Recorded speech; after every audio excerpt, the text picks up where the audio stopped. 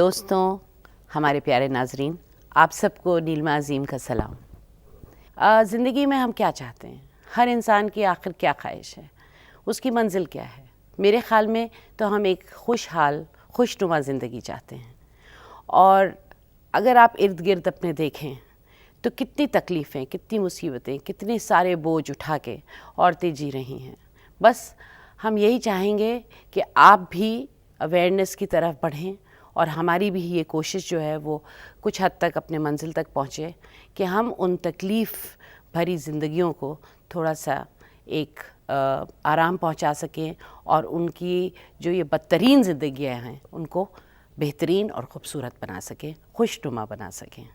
तो बस हमारी इस कोशिश में आप भी मुब्तला हो जाइए। आखिर कब तक?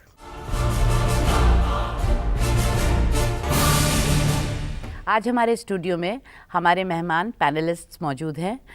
पूनम शर्मा जी हैं, वो एक बेसिक एजुकेशन की टीचर हैं और अच्छी बात यह है कि वो रूरल जगहों में जाके पढ़ाती हैं। और हमारे साथ मिस्टर सुभान खान हैं जो कि एक साइंटिस्ट हैं और CSIR में गवर्नमेंट ऑफ इंडिया के लिए काम करते हैं। और हमारी तीसरी गेस्ट हैं मिस साइमा कमाल जो कि प्री प्राइमरी इंचार्ज हैं और MS क्रिएटिव स्कूल में पढ़ाती हैं। वेलकम। और आज शुरू करते हैं हमारा एपिसोड। आज का मौजू है कि क्या लड़कियों की शादी छोटी उम्र में होनी चाहिए। तो चलिए शुरू करते हैं ये हिस्सा। हाँ पूनम जी, ये बताइए आपका इसके बारे में क्या ख्याल है? नीलिमा जी, पहले अगर हम अर्ली मैरिज के बारे में बात करें तो संविधान में भी ये कहा गया है कि 18 साल से छोटी उम्र की लड़की और 21 साल से छोटी उम्र का लड़का यदि उसकी शादी कर दी जाती है उससे कम उम्र में तो वो बाल विवाह अर्ली मैरिज कहलाता है जी। लेकिन मुझे कुछ ऐसा लगता है कि जो हमारे अभिभावक हैं, जो हमारे पेरेंट्स हैं, एक असुरक्षा की भावना उनमें रहती है अपनी लड़कियों के प्रति। हाँ, लेकिन क्यों ऐसा नहीं होना चाहिए? आप लोग क्या सोचते हैं? कुछ बनना चाहते हैं ज़िंदगी में या आपको लगता है कि आपकी जल्दी जल्दी शादी हो जानी चाहिए? कोई कुछ कहना चाहेगा ऑडियंस में? हम लोग कुछ बनना चाहते हैं, बचपन से ही हम लोग एक ड्रीम लेके चलते हैं कि yes I want to become a doctor और साइंटिस्ट एक्सेट्रा। पर आखिर में जाके ये होता है कि हमें पता चलने लग जाता है थोड़े ही टाइम के बाद कि हमारी तो शादी हो जाएगी और जो कि बहुत जल्दी, तो वो एक ट्रैश हो जाता है, हमारा एकदम ख्वाब टूट जाता है। नीलिमा जी, मैं यहाँ पर एक बात कहना चाहूँगी कि कुछ वर्ग और समुदाय ऐसे होते हैं कि जहाँ बचपन से बच्चियाँ इस एहसास के साथ बड़ी होती हैं कि उन्हें दूसरे घर जाना है। उनकी परवरिश, उनका जो उनको एजुकेशन है वो और उनके तौर तरीके इस तरीके से सिखाए जाते हैं कि आपको दूसरे घर जाना है, दूसरे का परिवार संभालना है। तो मुझे ये बात बहुत गलत लगती है कि क्या उनकी खुद की कोई ख्वाहिश, कोई मर्जी नहीं है? जैसा कि इस बच्ची ने भी कहा, अक्सर ऐसा होता है कि बच्चों से पूछा ही नहीं जाता, बच्चों से उनकी राय नहीं ली जाती और उनकी ख्वाहिशें जो हैं वो पूछी नहीं जाती। लेकिन हमारे समाज में क्या है कि भाई, पिता, फिर पति और बेटा ये उसके लिए डिसीजन लेते हैं कि उसने क्या करना है और क्या नहीं करना है। तो चलिए अपने डिसीजन इसे हम आगे बढ़ाएंगे थोड़ी सी देर बाद। अभी स्क्रीन पे हम लोग एक कहानी देखना चाहेंगे।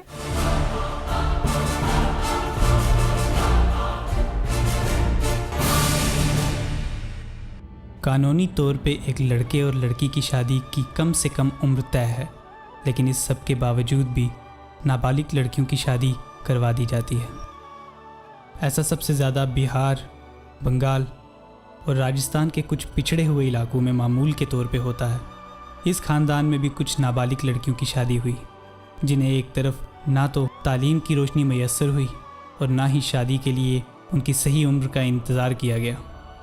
एक लड़की की जल्दी शादी करवाने पर उसे खतरा हो सकता है क्योंकि जिस्मानी और रूहानी तौर पर वो अभी उस काबिल नहीं होती कि अज़दवाजी ज़िंदगी बसर कर सके, और आधी समझ के साथ ख़वातीन अपने बच्चों को सही तालीम देने में भी कई बार नाकाम हो जाती हैं, जिसकी वजह से उनके बच्चे गलत रास्तों पर चल पड़ते हैं। हमें पूरी तरह से ये ठान लेना चाहिए कि जब तक शादी की सही उम्र ना हो तब तक हम उनकी शादी ना करवाएं और उन्हें तालीम याफ्ता बनाएं।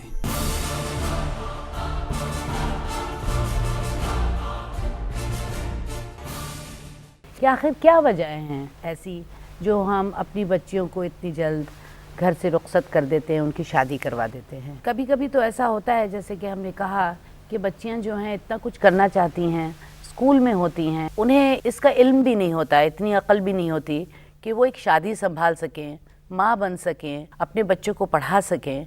और वो छोटी सी उम्र, भोली सी उम्र में जब घर आती हैं तो उनको पता चलता है कि उनकी शादी होने वाली है। तो इस पे हम लोग थोड़ा बहुत जिक्र करेंगे, आप लोगों के साथ बात करेंगे। ऑडियंस में हम चाहेंगे कि सब लोग अच्छी तरह से पार्टिसिपेट करें।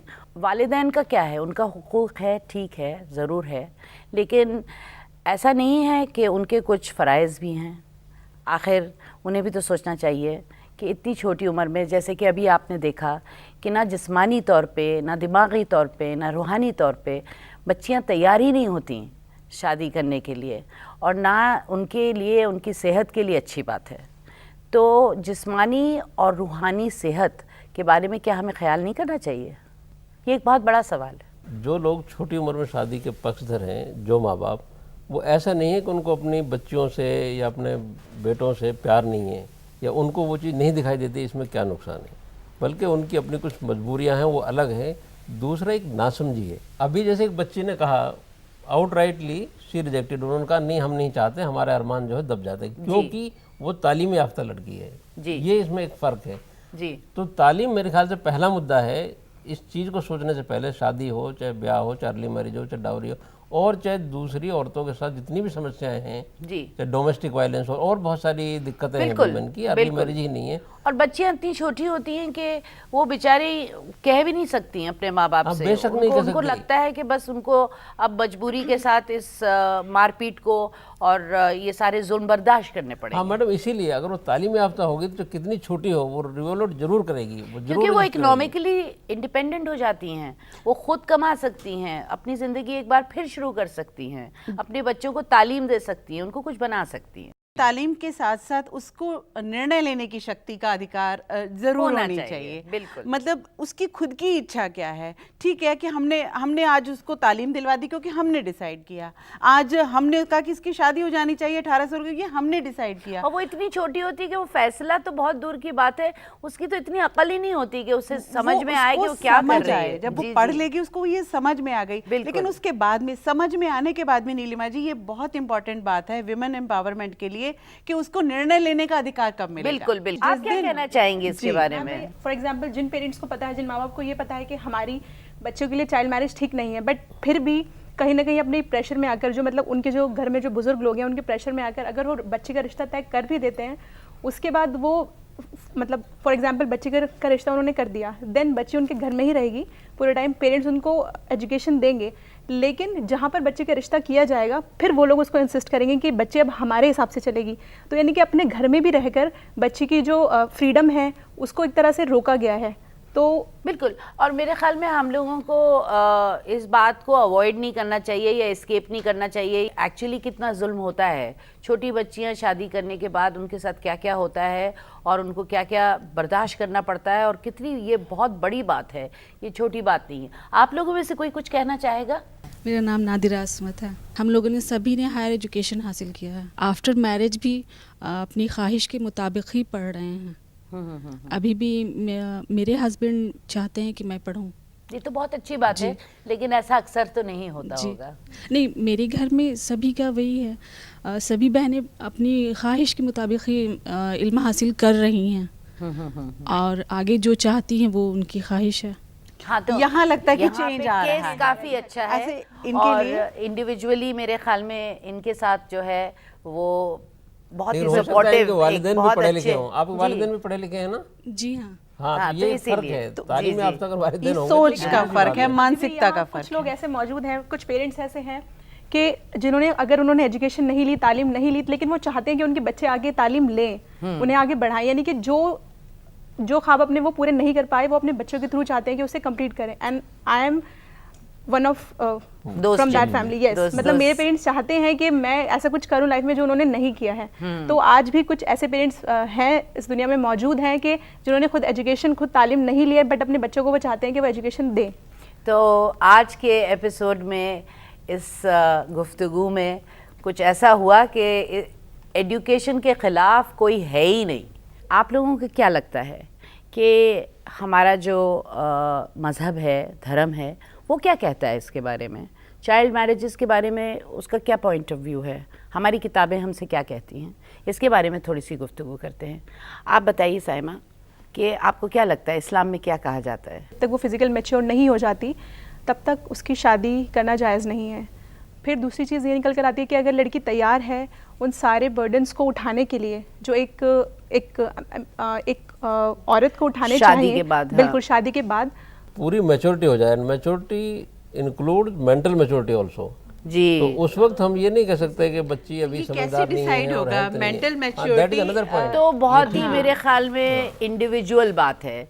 हर बच्चा जो है उसकी अपनी समझ, उसकी मैच्योरिटी की कोई एज बेशक जी नहीं, decide कोई किया एज जाता है। नहीं वो है। ठीक कह और रहे हैं आप। ये- अगर सोचा जाए तो मेच्योरिटी 21 के बाद ही आती है। ठीक है, मैंने जो यहाँ पर बेसिक जो फोकस किया है, मैंने इसलिए फिजिकल मेच्योरिटी पर फोकस किया है कि फिजिकल मेच्योर जब लड़की हो जाए, और हम सब अच्छे से वाकिफ हैं कि फिजिकल मेच्योरिटी का यहाँ क्या मतलब है, तो फिजिकल मेच्योर मैं इन्हीं की मगर बात वो को तो बताती वही हूँ। मैंने जैसे कहा आपसे कि 11-12 साल ही की उम्र में थोड़ी ना बच्ची जो है वो मेच्योर हो जाती है, दूसरे एस्पेक्ट्स उसके जो हैं। नहीं, जब कानून बनाते हैं हम तब भी इन पैरामीटर्स को देखते हैं कि जी, कैसे जी। कहेंगे आपके 21 साल या 18 साल जी की जी हो, जी तो उसमें लेकिन वही फिलहाल पैरामीटर हम है। लोग जो डिस्कशन कर रहे हैं वो कर रहे यहाँ हैं एक कि बात मैं मजहब क्या आपको- कहता है। जी जी मैं प्लीज आपको पूनम जी। बताऊंगी कि जो हिंदू धर्म में जो पुराने लोग हैं वो एक इस बात को मानते हैं, वहाँ पर कन्यादान होता है। जी।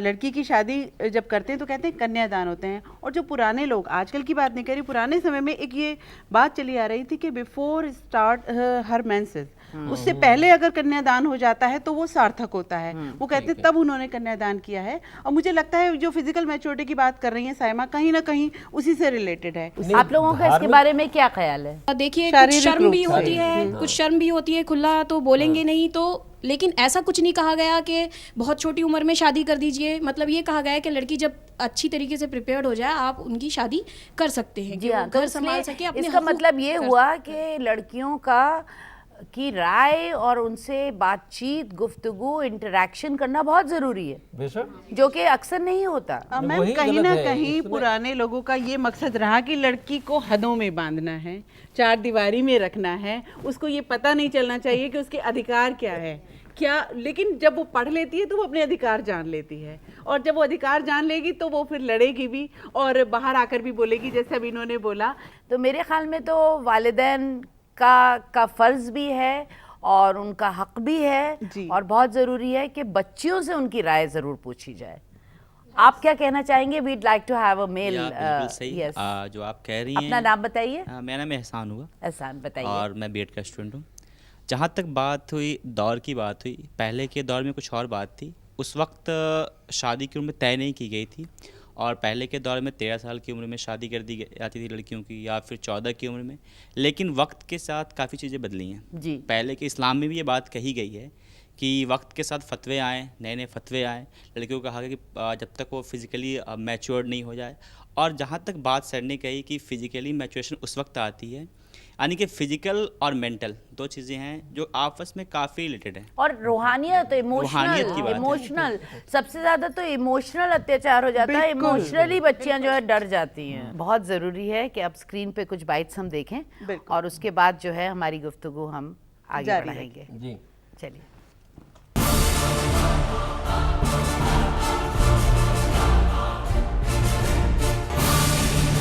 इस्लाम ने भी बच्चों की शादी, जो छोटी उम्र में शादी है, उसको मना कर दिया है, क्योंकि इसको साइंस में भी प्रूव कर दिया है कि इससे बहुत सारी प्रॉब्लम्स होती है।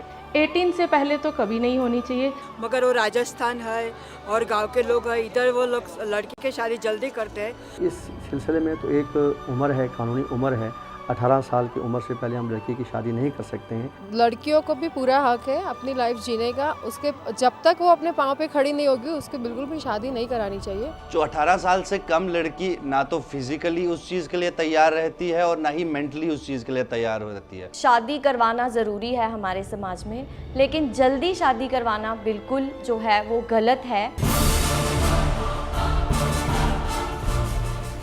तो जैसे कि आपने देखा कि जितने भी जनता के लोग आपके सामने अपनी राय बयां कर रहे थे, सबने 18 साल पे बहुत ज़ोर दिया। और चाहे वो हिंदू धर्म के थे या वो मुसलमान मज़हब के थे या किसी और रिलीजन के थे, सब लोगों ने इसरार किया है कि 18 साल की ही उम्र से शादी करानी चाहिए। अब इसके बारे में भी हम बात कर सकते हैं कि 18 क्यों?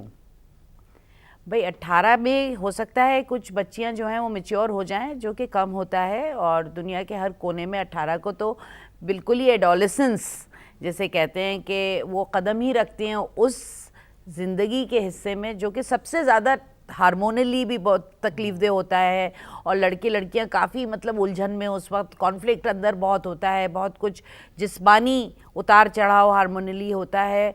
तो 18 साल पे जो जोर दिया है उस पर मैं कहना चाहूँगी कि मेरे ख़्याल में 20-21 के बाद बच्चियाँ और बच्चे दोनों ही ज़रा से काबू में आते हैं और जिस्म भी उनको सपोर्ट करता है। पढ़ाई लिखाई भी काफ़ी हद तक हो चुकी होती है और वो BA पास करने के बाद वहाँ पे खड़े हुए होते हैं जहाँ पे वो अपनी ज़िंदगी के फ़ैसले खुद लेने के लिए मैच्योर होते हैं, है ना? तो इसके बारे में आप क्या कहना चाहेंगे? जी मैम, मैं ब्रेक से पहले यही बात मैं आपसे जिक्र करना चाह रही थी कि 14 और 18 के बीच में जब हार्मोनल चेंजेस आ रहे होते हैं, क्योंकि मेडिकली भी रिलीजन के अलावा सबसे ज़रूरी चीज़ तो ये है कि हर इंसान जो है उसकी सेहत अच्छी होनी चाहिए। वही बढ़ के आगे अपने बच्चों को अच्छी तालीम दे सकते हैं, उनको अच्छी तरह से पाल पोस के खड़ा कर सकते हैं। और एक ना सेहतमंद औरत किस तरह से भागेगी, किस तरह से बच्चों को संभालेगी, कैसे उनको पढ़ाएगी अगर वो खुद पढ़ी लिखी ना हो? बिल्कुल सही है, लेकिन उसी समय एक्चुअली क्या होता है कि बच्चे भटकने की भी पूरी संभावना होती है। तो मुझे लगता है कहीं ना कहीं वही असुरक्षा की भावना माता पिता में रहती है कि कहीं बच्ची, मैं बिल्कुल खुले शब्दों में कहती हूँ कि कहीं बच्ची प्रेग्नेंट ना हो जाए। मतलब उस समय आज का जो मीडिया, अब ये जो सस्ता साहित्य बच्चे पढ़कर इधर उधर से अधकचरी नॉलेज लेकर बच्चे पढ़ते हैं और उनके जो भावनाएं उनकी भड़कती हैं, उस समय उनको सही रास्ता दिखाने की बहुत ज़रूरत है। एजुकेशन में हम थोड़ा जोर देते हैं तो मुझे लगता है कि फिर ऐसी कोई भी घटना नहीं घटेगी। तो चलिए देखते हैं कुछ स्क्रीन बाइट्स।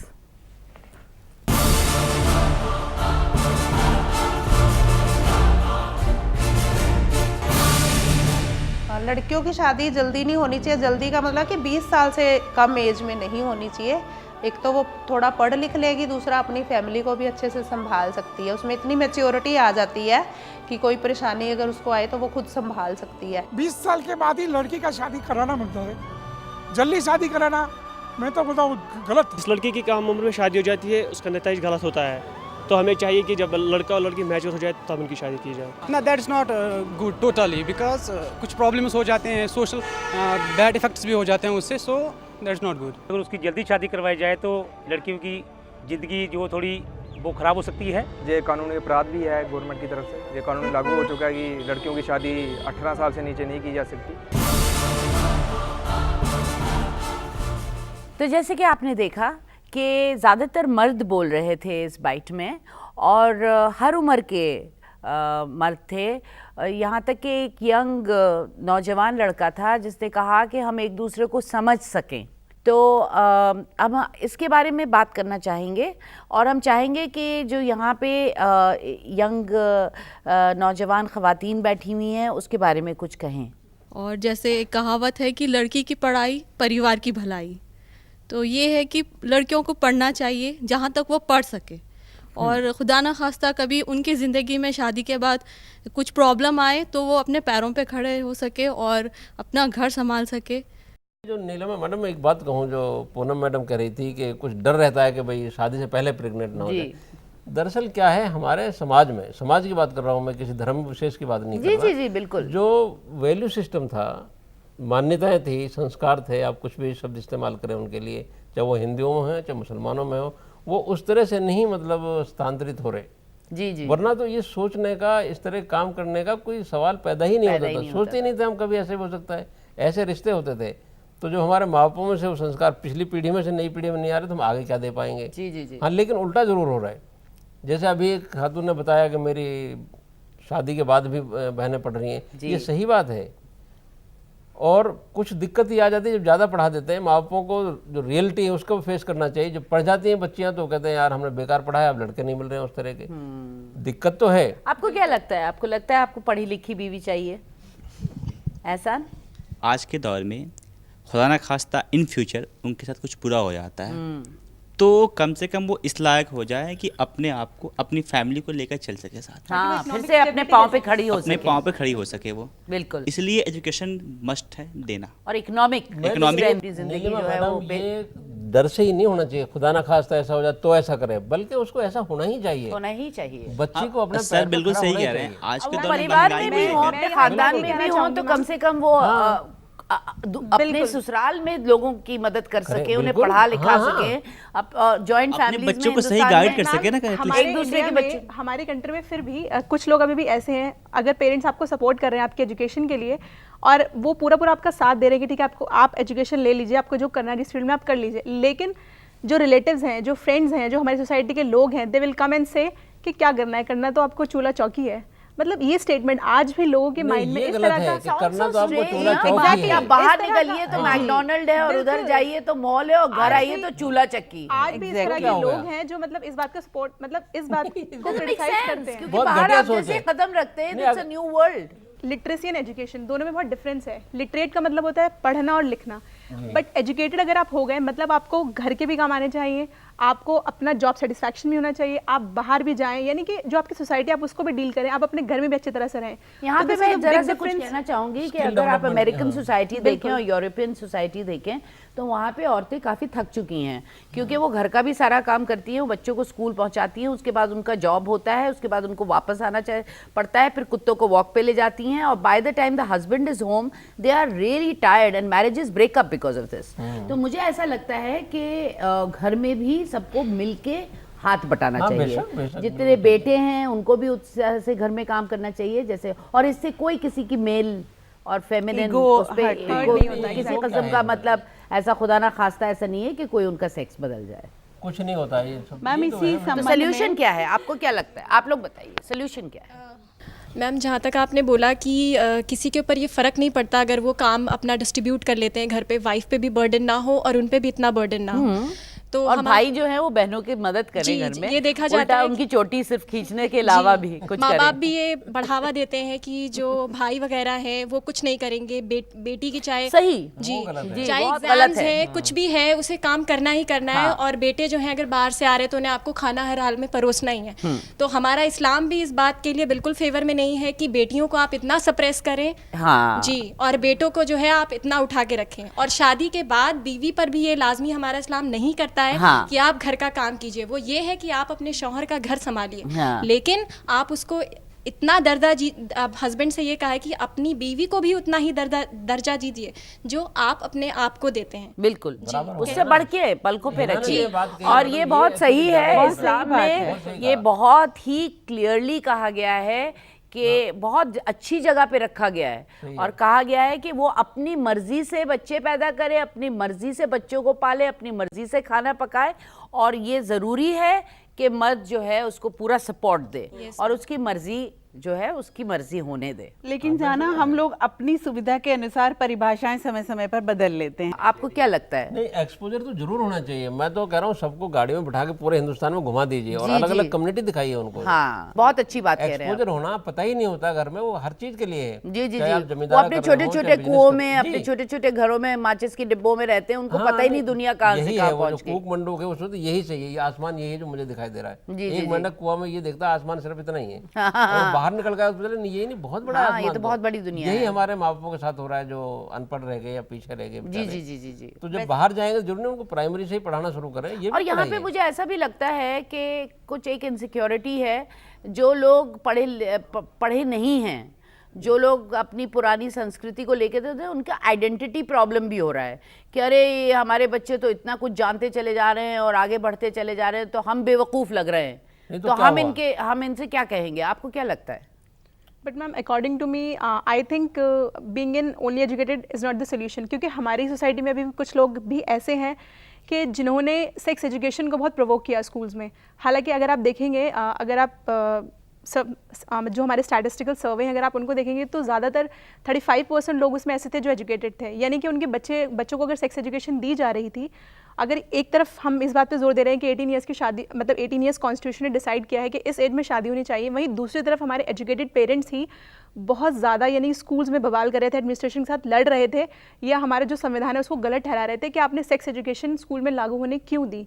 तो आई डोंट थिंक कि being an educated only being an educated is not the important सवाल है। लेकिन जो मैडम कह रही हैं उसका मतलब वो समझ ही नहीं रहा सेक्स एजुकेशन क्या होती है। जो जी एक्चुअली क्या है ना कि लोग जो हैं वो इतना डरते हैं अपनी बेटियों को लेके इस देश में, उसकी वजह से ये भी है कि सोशल टैबूज बहुत है। मेरे ख्याल में मोरालिटी का भी जहाँ तक सवाल है वो ज़रा सा अब हम लोगों को हल्का सा बेंड करना चाहिए। चलिए, बड़ा बहुत अच्छा लगा, आज का एपिसोड बेहतरीन था। Thank you so much for coming here. आज ऑडियंसेस ने बेहतरीन बातें की हैं और हमारे panelist, thank you so much. आप लोगों ने बहुत अच्छी लाइट और बहुत अच्छी रोशनी डाली इस मौजू पे।